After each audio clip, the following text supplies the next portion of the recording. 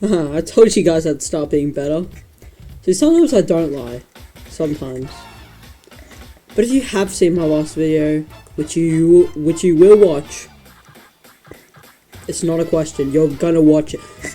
But in that video, I mentioned that Epic Mickey 2 didn't come out the way Junction Point wanted, and I said I wouldn't go on a tangent about it. But now I'm here to go on a tangent about it. And how Epic Mickey became a nonsensical mess.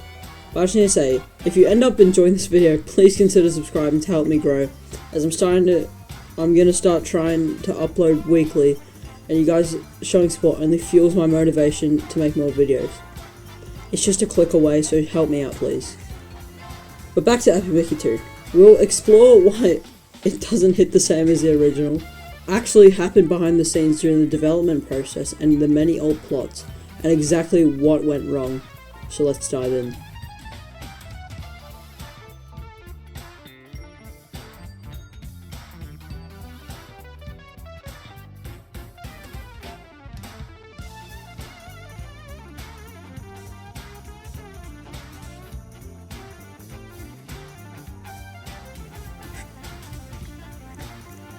So let's start from the beginning. Imagine you're Warren Spector. You just got given the chance of a lifetime to be the creative director of a brand new Mickey Mouse game, which will reintroduce Oswald the Lucky Rabbit to people years after his shorts ended.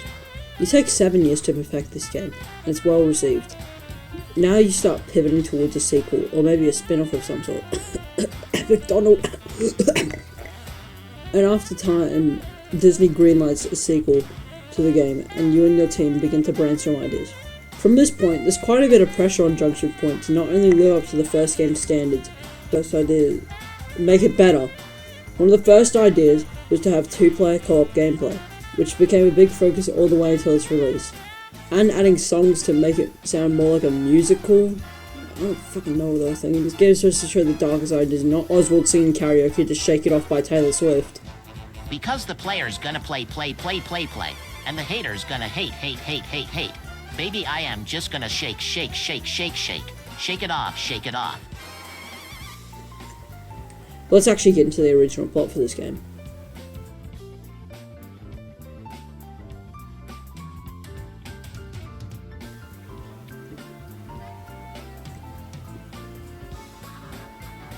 So the original plot isn't completely known in old times what would happen, but there's a lot of key details in there, such as the beginning having the Mad Doctor luring Mickey back to Wasteland before trapping him and stealing his heart to revive the Blot.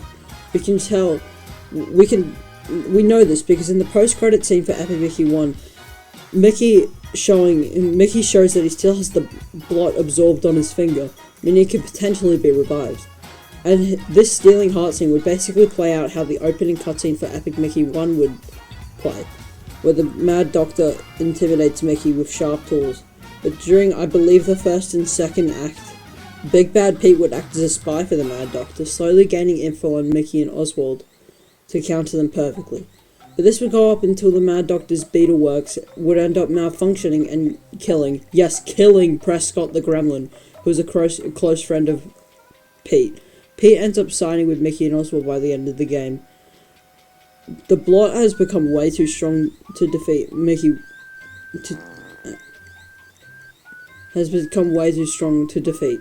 Mickey with a heavy lung. You get it because he has no heart.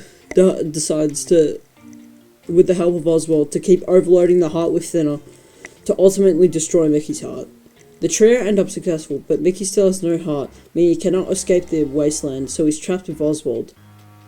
Nothing worse than that. But Yensid, looking down on all this, is touched by Mickey and Oswald's sacrifices for the greater good of Wasteland, and gives Mickey and Oswald a new heart, each having Mickey leave back to the cartoon world, but Oswald decides to stay in Wasteland with his wife and like 500 kids. And that's about how the original story would have gone, and in my personal opinion, this story seems a lot more interesting and cool than the lackluster story we actually got. One of the reasons for the story not coming to be is that it sounded way too similar for the original game, but the thing is that the Blot is meant to be the main antagonist, the big bad, the evil, as it was created by Mickey years before. and it caused the Blot Wars, made many Bloodicals to terrorize the people of Wasteland. The antagonist shouldn't be a vengeful toon whose only friends are pieces of metal. God, that tilts me, but for that weak of a reason, it's not vital for the great story we missed out on. The development process for Epic Mickey 2 is always an interesting discussion to talk about, as it's got one of the most jumbled, confusing messes to put the game out. There was lots of plot changes, little tweaks, lots of stuff. Lots of stuff changing, taking up time that they didn't have to spare, as the devs were barely convincing Disney to give them 2 years to work on the game, whilst the first got a whole 7 years to work out. So the cut of 5 years was a huge problem, as Junction Point had never had this sort of time crunch for a well-regarded game. Plus, if you add the point that Junction Point had to live up to the game's high-regarded standard. Also, this game, at this time, Disney Interactive was going through a ton of different management changes throughout the time Epic Mickey 2 was being made. Having people like Graham Hopper, who had a hand in Epic Mickey 1, stepping down to have the two co-founders, John Pleasant and James Pietro, or whatever, Petro, I don't know, who didn't really believe that consoles were the future of gaming. Good idea, guys. Definitely didn't backfire at all. And to add on to this, they didn't hide this fact. On the first day they met Warren, they told him that they didn't think console was the way to go. Now we move on to what actually came out, and let's just say it's below stellar. The story just didn't feel as cool or interesting as the first game's darker story. But it was also not helped by the fact that the second game looks so much more bubbly and happily, which isn't what we needed at all. Because one of the things this game did was add voice acting and cutscenes. That's normally all fine and dandy, but they all sound so happy. If they sounded more hopeless, it would set the scene for the game better. But it's like these happy-go-lucky characters going to dark, depressing places in a forgotten place. But the story of the game goes that there's now earthquakes going in Wasteland, and since the other characters are like baby infants, they can't do anything with the help of the mouse. So Gus builds a TV transmitter thing and sends Mickey to get the brush and then into Wasteland. So you land, and the Mad Doctor tells everyone that he's now a changed man and ready for a clean slate. It's pretty obvious from the start that he's lying, but Oswald believes him now. Think of this. Remember when I was talking about Epic Mickey 1, I said Mickey gives Oswald a second chance. Now that's obviously stuck with Oswald, as it's when he got everything back to him. So seeing the Mad Doctor like this, he wants to give him the same second chance he got at living in Wasteland. But the Mad Doctor thinks he's an edit and starts singing every line of dialogue, but Mickey and Oswald need to find out what's happening in Wasteland. So they go to fix the projectors first, as they are down, due to the earthquakes, also you think. And then they do that go around places, find siphons of Guardians, which can power the things in Wasteland. But then Small Pete lets us know that the projectors were sabotaged by someone. It wasn't the earthquakes. So Mickey and Oswald search for Prescott, because he works near the projectors. Or works on them, I don't know, either one. And search until they find him, and he begins to battle against you in a big mecha robot of himself. You defeat him, obviously, and he says, "He told me no one could stop me." Gus is confused and asks who he's talking about, but then the Mad Doc comes with the news of Wasteland, and Beetleworks hypnotizes Prescott into saying he was behind everything, and of course he does it in song because it's the Mad Doctor. Then, when everyone leaves, Oswald believes it like a dumbass. See, I wasn't kidding in the last video, he really is as dumb as a chair in this game. The others don't buy it though, and go to search the Mad Doctor's attic, and find his plans to broadcast a show to get a heart and siphon all the Guardians to make him toon again.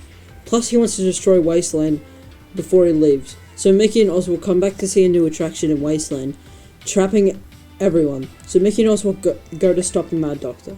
Now you can choose the good ending or the bad ending, which are mostly the same. But in the bad ending, the Mad Doctor sinks in the thinner pools, but in the good one, you make him toon again.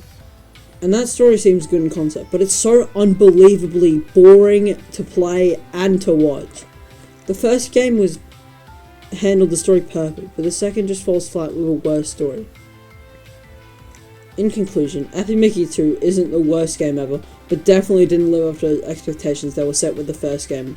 With its short development time, the switching of plots in between the dev process, plus all the management changes at that time, It ended up being a sloppy mess by the end, resulting in a boring game. But honestly, it's not as bad as people say. Sure, it's not too great, but it's not too shabby for what it is. Anyway, if you end up liking this video, then please consider subbing to the channel, like I said before, and I'll see you all again sometime.